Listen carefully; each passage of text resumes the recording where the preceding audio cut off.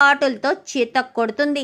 నువ్వు నా భర్తను తాగుబోతుని చెయ్యాలనుకుంటున్నావా అని చెప్పాను. కానీ అదేంటి పాప, తను నీ భర్త పాత్రే కదా వేసేది, ఏదో నీకు నిజమైన భర్తలా అంటావేంటి అనగాని క్యారెక్టర్లో లీనమైపోయినప్పుడు తను భర్తలాగే ఫీల్ అవ్వాలి.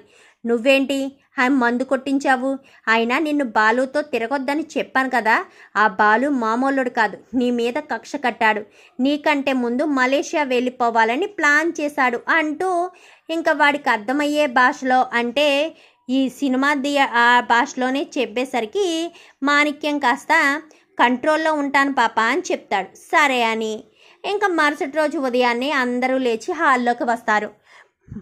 మరిదిగారు మీకోసమే కాఫీ కలిపానంటూ కాఫీ ఇచ్చేసరికి, ఒరే బాలు, నిన్నంతా కాయగూరల భోజనమే కదా చేశారు పండగ పూట, ఈరోజు మేకపోతుని వేస్తున్నాను అని చెప్పనేసరికి, మేకపోతుని వేశారా ఏంటి, మేకపోతుని బాగా మొక్కి వేశారా అంటూ మాట్లాడేసరికి, ఆ మాటల్లో మన షాప్ ఎక్కడుంది అనగానే మెయిన్ రోడ్లోనే ఉంది, మండపేట మెయిన్ రోడ్లో మాణిక్యం షాప్ అంటే ఎవరైనా చెప్పేస్తారు అని చెప్పి నోరు జారి బయటికి మాట అనేసరికి ఒక్కసారిగా షాక్ అయిపోతారు అందరూ. ఏంటి మండపేట అని చెప్పాను కానీ, కాదు మలేషియా అని చెప్పాను కానీ, అంటే మీరు మలేషియాలో మటన్ అమ్ముకుంటారా అని చెప్పనేసరికి, మలేషియాలో మటన్ అమ్ముకోను, మలేషియాలో మా హోటల్ మెయిన్ రోడ్డు మీదే ఉంది అని చెప్తున్నాను, అంతే బాలు, నువ్వు నన్ను తప్పుగా అర్థం చేసుకుంటున్నావు అని చెప్పి అక్కడి నుంచి వెళ్ళిపోతాడు.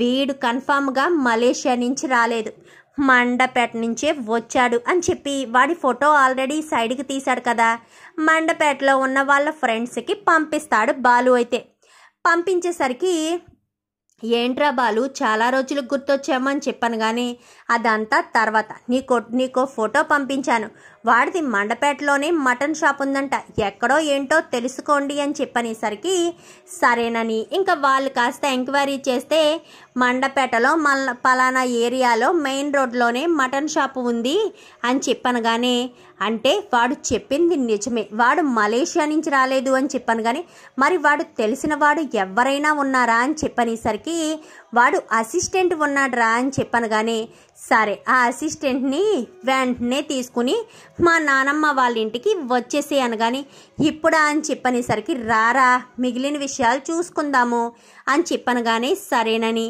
ఇంకా ఆ అసిస్టెంట్ని కాస్త తీసుకుని వచ్చేస్తాడు మా బాలు ఫ్రెండ్. అయితే వచ్చేసిన తర్వాత అసిస్టెంట్తో ఆడికి ఫోన్ చేయించరా అని చెప్పనేసరికి బయట నుంచి ఫోన్ చేయిస్తాడు. సార్ అని చెప్పాను కానీ, ఏంట్రా ఎక్కడున్నావు, అయినా షాప్ చూసుకోమంటే నాకు ఫోన్ చేసావేంటి, ఎలా ఉందేంటి బేరం, డబ్బులన్నీ జాగ్రత్తగా తీసుకుంటున్నావా, తెలిసిన వాళ్ళకని ఒక్కొక్క ముక్క వేసేస్తున్నావా అని చెప్పాను కానీ, అదేమీ లేదు సార్, మీరు ఎక్కడున్నారు అని చెప్పాను కానీ, నేను పలానా ఊర్లో ఉన్నానులే కానీ ఇప్పుడెందుకు అని చెప్పాను కానీ, నేను మీ ఇంటి బయటే ఉన్నాను సార్ అని చెప్పనేసరికి, ఏంట్రా నువ్వింటి బయట ఉండడం ఏంటి అని చెప్పాను కానీ, అవును సార్ నేను మీ ఇంటికే వచ్చాను, మీరు పలానా ఏరియాలో ఉన్నారని మిమ్మల్ని చూసిన వాళ్ళు మటన్కి వచ్చినప్పుడు చెప్పారు, సరే డబ్బులు ఇచ్చి వెళ్దాము, మీకు ఏ యొక్క ఖర్చులు ఉంటాయి కదా అని డబ్బులు తీసుకుని వచ్చాను సార్ అని చెప్పనేసరికి, ఇంట్లోకి రమ్మంటారా సార్ అని చెప్పాను కానీ, వద్దొద్దు నేనే వస్తున్నాను అంటూ ఇంకా మాణిక్యం కాస్త బయటికి వస్తాడు. వచ్చేసరికి అసిస్టెంట్తో మాట్లాడుతూ ఉంటాడు, ఇదిగో సార్ డబ్బులు అని చెప్పాను కానీ సరేనని ఇంకా అదంతా వీడియో తీసిన తర్వాత ఈలోపు ఇంట్లో వాళ్ళందరినీ కూడా బయటికి తీసుకొచ్చేస్తాడు బాలు. ఏంటి మరిది గారు, ఇతనెవరు, ఇతనితో మాట్లాడుతున్నారు అని చెప్పాను కానీ, ఈయన మా గురువు గారు, నేను ఈయన దగ్గరే పని చేస్తుంటాను అని చెప్పాను కానీ, నువ్వు మలేషియాలో పనిచేస్తున్నావా అనగానే, మలేషియాలో నేనెందుకు పని చేస్తానండి, మేము మండపేటలోనే చేస్తున్నాము, మా సారు మేకల్ని కట్ట బాగా కొడతారు, ఆయన దగ్గర నేను శిక్ష తీసుకుని పక్కన కైమాది కొడుతూ ఉంటాను అని చెప్పాను కానీ, మేకల ఏంట్రా ఏంటిదంతా అని చెప్పనేసరికి, చెప్పు అని చెప్పాను కానీ, అవును సార్ మా సారే అని చెప్పాను కానీ, ఏంటి మరిది గారు మీరు మలేషియా కదా అనగానే, ఏంటి ఇక్కడున్నావు మాణిక్యం, మండపేటలో షాపు వదిలేసావా ఏంటి, మేమైతే పండక్కి వచ్చాం, నువ్వు అలా పండగలు అవి చూసుకోవు కదా, నువ్వు షాపే చూసుకుంటావు కదా మాణిక్యం, మరి షాప్ వదిలేసి ఇలా వచ్చేయడం ఏంటి అంటూ బాలు ఫ్రెండ్ను పురమాయించాడు కదా, వాడు కాస్త అంటాడు అది అది అని చెప్పాను. కానీ ఆయనకి మెండపేటలో షాప్ ఉండడం ఏంటండి, ఆయన మలేషియా నుంచి వచ్చాడు అని చెప్పనేసరికి ఏం మాట్లాడుతున్నారండి, అతను మండపేటలో మెయిన్ రోడ్లో మటన్ షాప్ ఉంది, మటన్ షాపు చూసుకుంటాడు. అదేంటి నీ అసిస్టెంట్ని కూడా ఇక్కడికే తీసుకొచ్చేసావు, నువ్వు ఎప్పుడైనా ఎక్కడికైనా నాటకాలు వేయడానికి వెళ్ళినప్పుడు నీ అసిస్టెంట్తోనే కదా మటన్ కొట్టిస్తావు, ఇప్పుడు ఇద్దరూ ఇక్కడే ఉన్నారేంటి, ఓహో ఇది మీ చుట్టాలు ఇల్లా, సరే సరే అంటూ వెళ్ళిపోతాడు.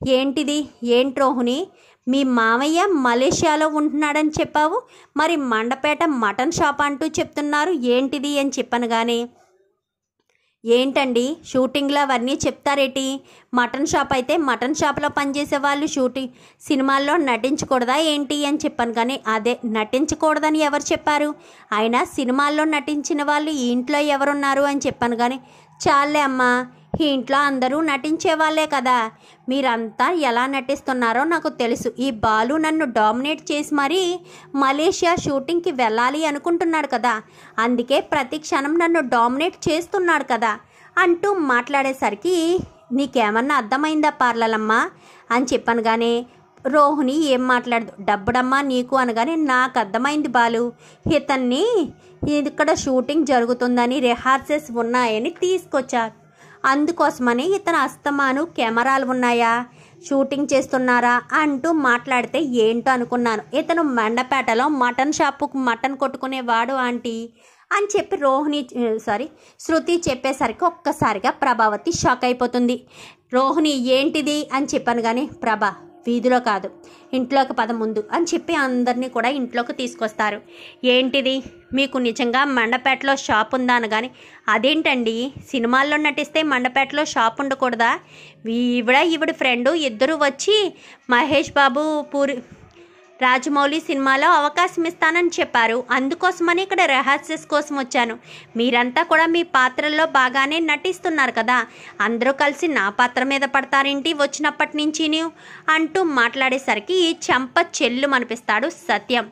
అదేంటండి కొడుతున్నారు అని చెప్పాను. కానీ ఇంకా మీకు అర్థం కాలేదా మలేషియా మామయ్య, మేము పాత్రలు కాదు మేము జీవిస్తున్నాం, ఇదంతా మా కుటుంబం. పార్లలమ్మ అంటే ఈ రోహిణియే నిన్ను ఇక్కడ షూటింగ్ ఉందని చెప్పి తీసుకొచ్చింది, నిజానికి ఇక్కడ ఏ షూటింగు జరగట్లేదు, నిన్ను మలేషియా మామయ్య అంటూ అక్కడి నుంచి తీసుకొచ్చారే తప్ప ఇక్కడ షూటింగ్లే జరగట్లేదు, మీరే భ్రమపడి కంగారు పడి ఇక్కడికి వచ్చేసారు అంటూ చెప్పేసరికి ఒక్కసారిగా షాక్ అయిపోతాడు మాణిక్యం. అయితే అంటే ఇదంతా షూటింగ్ కాదా, నేను నాటకం ఆడడానికి వచ్చానా అనగానే, నాటకం ఆడడానికి కాదు, లేని మనిషిని మీరు తీసుకొచ్చి దొంగ నాటకాలు వేయడానికి వచ్చారు అనగానే, నేను కళాకారుణ్ణి, అలా మాయలు చేసి మంత్రాలు చేసి అబద్ధాలు చేసి మోసం చెయ్యను, నేను ఇక్కడికి నటించడానికి మాత్రమే వచ్చాను. ఏంటమ్మా రోహిణి ఇలా చేశావు, సినిమాలో ఛాన్స్ వస్తుంది కదా అని నేను వస్తే మీ కుటుంబ సభ్యుల మధ్య నన్ను తీసుకొచ్చి ఇరికించేస్తావా, నాకేం సంబంధం లేదు అనుకుంటూ అక్కడి నుంచి వెళ్ళిపోతాడు. ఏంటి రోహిణి ఏంటిదంతా, మేము మామయ్యని తీసుకురమ్మంటే నువ్వేంటి మటన్ కొట్టుకునేవాడిని తీసుకొచ్చావు, అంటే నీకు మామయ్య లేడా, లేకుండా నాకు అబద్ధం చెప్పావా, అందుకోసమనే మటన్ కొట్టుకునేవాడిని తీసుకొచ్చావా అంటూ చెంప చెల్లు అనిపిస్తుంది. అది కాదత్తయ్య అని చెప్పాను. కానీ ఇంకేం చెప్తావు రోహిణి, ఇంకెన్ని అబద్ధాలు చెప్తావు, ఇప్పటికే చెప్పింది సరిపోదా, మీ మామయ్య అంటూ మటన్ షాప్ అంటూ తీసుకొచ్చి ఇక్కడ ఒక షూటింగ్ ఉందంటూ ఎంత చక్కగా నాటకం ఆడావో, వచ్చినప్పటి నుంచి వాడేమో కెమెరా ఉందా అదుందా ఇదుందా, నెక్స్ట్ సీన్ ఏంటి అంటూ మాట్లాడుతుంటే ఏంటో అనుకున్నాను, ఇప్పుడంతా అర్థమైంది, ఈ రోహిణి మనల్ని మోసం చేసిందా ఆంటీ అంటూ శృతి చెప్పేసరికి, ఏంటి డబ్బుల పార్లలమ్మ ఇంత మోసం చేస్తావా, మీ మామయ్య మలేషియాలో ఉన్నాడని ఎన్ని చెప్పావు, ఎంత మోసం చేసావు, అవ్వ ఇంత మోసం చేస్తావని కళ్ళలో కూడా అనుకోలేదు అంటూ బాలు మాట్లాడేసరికి ఒక్కసారిగా అందరూ షాక్ అయిపోతారు. ఇంకా ప్రభావతి రోహిణినైతే ఒక్క క్షణం కూడా నువ్వు ఇక్కడ ఉండడానికి వీల్లేదు అంటూ మెడపట్టి బయటకు గెంటేస్తుంది. చూద్దాం మరి రాబోయే ఎపిసోడ్స్లో రోహిణి బండారం మాణిక్యం ఇదంతా షూటింగ్ కాదు రియలు అని ఎప్పుడు తెలుసుకుంటాడు. అలా తెలుసుకున్న మాణిక్యం రోహిణి గురించి నిజాలన్నీ బయట పెట్టేస్తాడా, నిజాలన్నీ బయట పెట్టేస్తే రోహిణి పరిస్థితి ఏంటి? ఇదంతా కూడా రాబోయే ఎపిసోడ్స్లో చూసి తెలుసుకునేద్దాం. మా వీడియో కనుక మీకు నచ్చినట్లయితే వెంటనే లైక్ చేసి మా ఛానల్ని సబ్స్క్రైబ్ చేసుకుని పక్కనే ఉన్న బెల్ సింబల్లో ఆల్ పై క్లిక్ చేయండి. ఎలా చేయడం వల్ల అందరికంటే ముందుగా చూడవచ్చు.